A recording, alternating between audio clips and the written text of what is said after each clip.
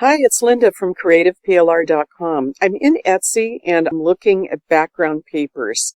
I'm just getting some ideas, and I noticed that a textured paper or textured backgrounds is very popular. Always has been. I can remember years ago, everybody was into marble, and it looks like they still are. There's a lot of marble textures.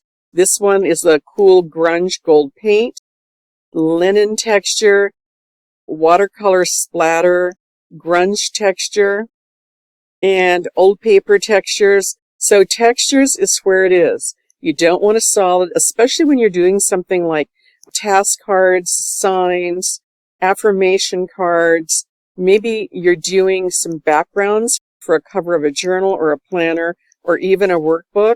Maybe you're doing wall art and you need some kind of textured background. So you don't want just a plain solid color. And so let me show you what I mean by texture.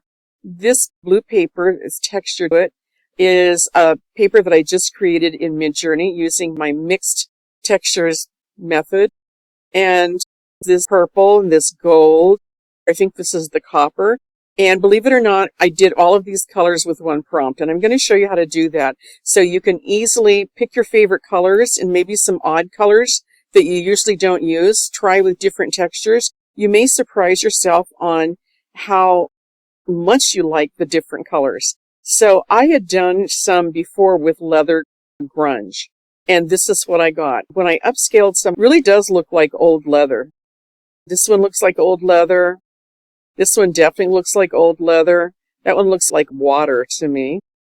And so I did all of these with the one prompt. And what I did was I started collecting textures in a Google spreadsheet, like denim, cardboard, paper, wood, wall, metallic, grunge. And sometimes I use just one texture, and sometimes I start matching them. For instance, I did the leather grunge. I've done the marble grunge. I've done denim. I did glass. Metallic glass is a really interesting one. I did mosaic. I didn't especially care for mosaic, but some of them were very interesting. So I want to show you how to make these quickly and easily. I'm going to take my prompt that I've been using and go over and pop it in. I think this time I'm going to do just leather. And let me change up some of these colors. And so in curly brackets, I have pale blue, blush pink, lilac, pale peony, white, indigo blue, and copper. Let's put some gold in there. The copper was pretty dark. Let's put gold. And pale gray. And let's see, sunshine yellow. Okay, you notice I have all those colors on that one prompt.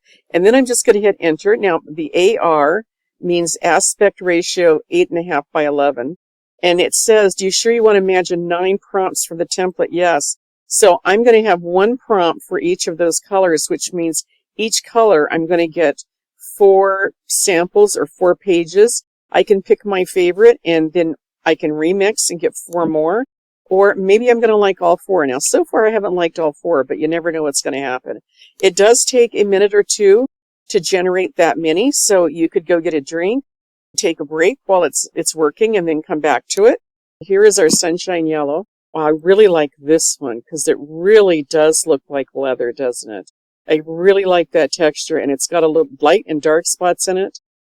Let's see the blue. The indigo blue is a little dark for me, but I do like it, and it does look like leather. The white is odd. It almost looks like, it's tufted, almost like a mattress. But this white one here, that has the small in it. This one's the pale gray, and I like that one too. They like to be tufted, I guess, on all of them. Oh, every single one of them on the gold. That's very interesting. Now, the blush pink looks more like satin than leather. The yellow I like. That looks great. Here's the lilac. Oh, I like that first one. I also like this one a lot. The pale peony. Click that one. There's the blue that we upscaled. The indigo blue looks great as leather. This one looks really good. This little pebble texture. This looks great as well. This one I'm not sure about. I'm not sure why, but let me try that one. Here is that lilac. That looks great. This pale peony, it looks like ruffled leather. Here's the blush pink. And so you can see in just a few minutes, I've made 28 papers. I didn't like them all, and I probably could easily put that prompt in again faster than I can go through and remixing this. Let's try one more, and this time I'm just going to put in grunge, or maybe I want metallic, and I'm going to leave the colors as they are.